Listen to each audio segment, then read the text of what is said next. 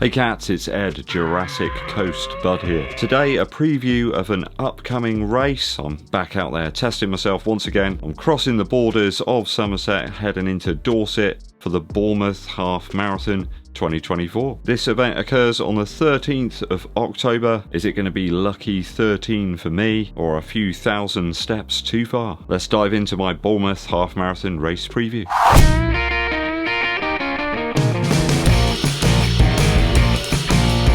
Thanks for joining me on the channel, it is always appreciated. Hitting that subscribe button if you've not done so already, and giving this video a thumbs up like would be most appreciated. As would dropping us a comment to help fight the YouTube algorithm. Dankeschön.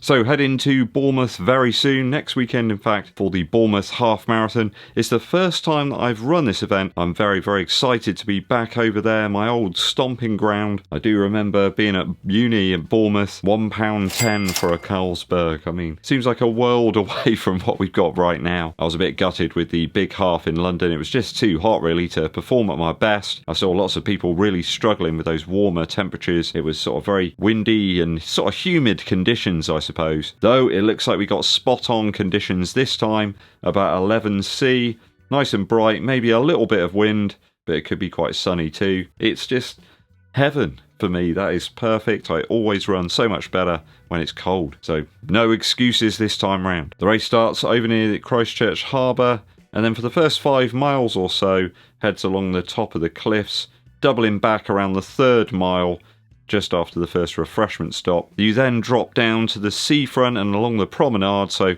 it's going to be a race that's got a few sort of corners and bends, really just lots of nice sort of straight lines to run in. I have noted on the profile of the course that there is a climb around about 8 miles. Looks a bit tasty as well, and you then head down towards a nice view of the Bournemouth Pier and the finish line, but cruelly you double back along the promenade the other way towards Boscombe Pier and then back down towards Bournemouth Pier as you hit 13 miles, ready for the final push to the line. Not too many turns or bends, a nice straightforward course by all accounts. They got 4 drink stations there, all nicely spaced out. Though thinking back to my personal best in the half, it's like 1:31 back in Yeovil in March. I don't think I acknowledged any of the drink stations at all, maybe grabbed something and just took a swig and that was enough, so not too worried about those. Over the first 2.6 miles of the race, it's a steady climb there. The only other hill to worry about is round about 8 miles, and yeah, that'll be the sort of major worry really within this race. A good 60% of the course is flat or downhill, from 5 kilometres through to about 9k. It's all downhill there, and that is most welcome. At about 15k, there's about 110 feet of downhill, all in the space of about 750 metres.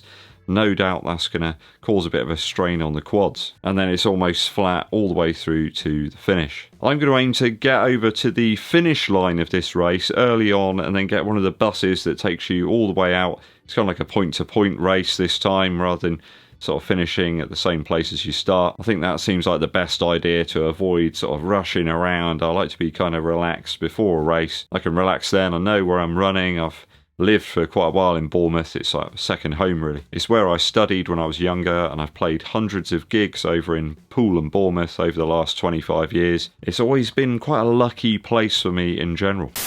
So shoe-wise, I'm almost certainly going to be using the Puma Deviate Nitro Elite 3. Really enjoyed this shoe. I've kind of been saving it back a little bit. I think this is one that's going to really let me perform at my best. Got about 60 miles into them, nicely tenderised. Ready for a hard effort this time out on that Bournemouth seafront. Really comfortable on foot, really like the ride here. It's nice and forgiving, yet quite propulsive too. No issues to worry about in terms of grip. The Puma grip stuff here really is on point. I've got almost no wear whatsoever so far. There's undoubtedly going to be some sand there due to the proximity of the route towards the sea, but I think quite a lot of the well-trodden sections are on road, so shouldn't have any problems there. I did think about the Alphafly 3 for a little while, may even take them along, just see how it feels on the day. Don't think I've got quite enough miles into the Cloud Boom Strike as of yet to go with that as a race shoe. I will run a poll on the community section of the site, so let me know what you think I should go for. I think most people are probably going to tell me to go with the Puma this time round. It's got to be be either this or the Cloud Boom Strike from On or the Alphafly 3. I think they're probably my 3 main sort of contenders for this race. Kit wise, I'm going to rock the UYN Runners 5 socks, always on feet if they're clean and dry. I've also got some of the Puma Run Elite short tights, which have got some super deep pockets for the valuables, and some gels of course, along with an ultra spun vest from Puma 2, though I have ordered one in a size small because the blue one I've got is a medium, but it's really quite big. It just seems to sort of fit more like a large. To hold the gels and the phone too, I'm going with like a unbranded waist bag that I've been using for the last couple of years. And my Shox headphones that I did just check through as to whether you can wear earbuds, and it does seem to suggest you can wear headphones on this one. I suppose the roads must be all shut for this. I'll have to check that because the added bass that you get with the Earfun Air Pro 4, it's just a little bit more fun and exciting when you're listening to some tunes. Shox are great, you know, but you don't really get any sort of low end from them at all, even the newer ones. I always seem to run better when I got some tunes in my ears. Certainly from a race perspective, just helps me to ignore like a lot of the stuff that's going on around me and not get distracted by it. Gel wise, going to go for the Science in Sports stuff. That just seems to work for me. I don't get any issues when ingesting those. Though my main issue, I guess, is trying to open the darn thing. Sometimes it's really difficult if your hands are a bit wet or sweaty or something. It's just really difficult to rip the top off. I'll just grab a box of whichever those are cheapest. They all seem to do the trick for me. Not too fussed about flavour. I'll probably take one about every 3.5 miles or something. That's been my tried and tested method for this race distance for several years. I've set up the Garmin Pace Pro on my watch. That takes into account the elevation across the course.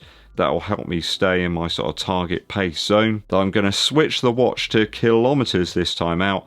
I feel that gives me a slightly shorter window to know if I'm really locked into that pace. If you're going with miles, it's perhaps if you've gone over on one of the previous miles, it's a little bit tougher to catch up. I think kilometres might help me kind of stick into that zone a little bit more. Going to use the Stride Pod 2, which might provide me with a further set of statistics and data to help stay on pace, though I think power level's probably the best one here, especially when I'm going uphill on that first sort of 2.6 mile section, and then later when we got the serious elevation around about mile 8, so I'll be able to dial in the power just right. Probably put that on the right hand side here just so I can have a quick check of it from time to time. I'll endeavour to catch a bit of mid-race footage for you. Though I've got to be honest, I always find having the GoPro a little bit of a distraction, and I also think that it's kind of irritating as well to other people that are running, like fellow runners. You don't want to put them off and irritate them. I hope that makes sense, but like self-indulgent stick waving at these races can probably be quite off-putting, and it certainly puts me off while I'm trying to focus on what I'm doing and like enjoy the race rather than think, oh, people at home will want to see that or this. I want to really sort of go for it this time. So prediction wise, what do you think I'll end up with? What's my result going to be here? My Garmin's saying 1:28.55 right now based on course profile. The Coros Vertix 2S that I've got is saying something a little bit different, about 1:30.57. I mean, that would be a PB in fairness, so the Coros still reckons that I can do the business. I'm going to go for 1:29.30. Fittest I've ever been, probably best shape I've ever been. The location, well, I'm very comfortable with that area. I've done a lot of homework on the course, and I've had some really good consistent training over the course of this year. In fact, the last 12 months, touch wood. Is there any wood here? There we go. I've managed to keep away from injury, and I'm feeling really good at this one, so I've just got to try and keep myself away from any coughs and colds for one more week, and then I'll be ready for it. If you're racing this weekend, let me know where it is, what you're going for, what you're going to use. Also, give me your predictions on my result for next weekend down in the comments. Musical interlude for you. Thinking about Bournemouth always reminds me of a friend who's no longer with us, my good buddy Chris. I lived with him down in Bournemouth, and sadly, a little while after we returned back from uni, he passed away. So I'll be running this one for you, Chris, and thinking about all the good times that we had together. We always used to listen to the album Harvest by Neil Young. A particular favourite of Chris's was, in fact, Out on the Weekend. He really liked that track. We used to crank it up on his stereo and just sit back and listen to that album over and over again, forgetting about the fact that we tried to cook a lasagna in the oven in the flat we were living, and yeah, the oven was never quite the same again. Fond memories of listening to the Eels as well, their album Daisies of the Galaxy. That was around about that period. About 24 years ago, in fact. We used to listen to that album quite a lot when we were walking over to our uni lectures and stuff. Wooden Nickels, really fantastic tune from Daisies of the Galaxy. Both those albums worth checking out. Neil Young's Harvest and Eels, Daisies of the Galaxy. Thanks for tuning in, people. Always appreciated. Hit that subscribe button and give this video a thumbs up like. Drop us a comment to help with the algorithm too. My name's Eddbud and I'll be seeing you